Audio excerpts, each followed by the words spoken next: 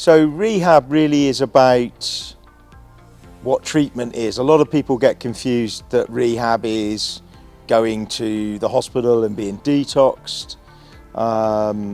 It might be that they go and see a counsellor for a couple of sessions, but that's not really rehab. Rehab is about addressing a lot of different things in a structured environment.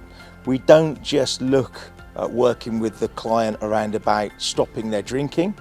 It's also around about addressing all the behaviours that are associated in terms of their addiction, which can transfer in many different formats. So, for example, someone may have a drinking problem, but also along with that they have issues with social anxiety, that they may have issues with compulsive shopping, they may have relationship issues. So what we do is that we also, as well as looking at the drinking, we also start to look at all of the other stuff that's associated with that and give them the tools so that when they leave this centre that they're able to get into recovery and to start living a life in recovery as opposed to just being abstinent.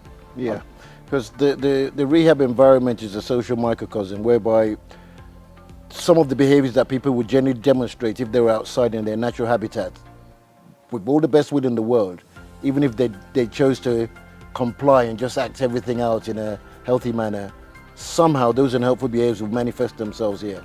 But the benefit of that is they're in an environment with other people with a common goal of wanting to get well, wanting to get better, and there's what we call shared learning. So some of those behaviours, as and when they're demonstrated, other members of the treatment community will challenge them, will challenge people and enable them to recognise the impact their behaviours have on other people.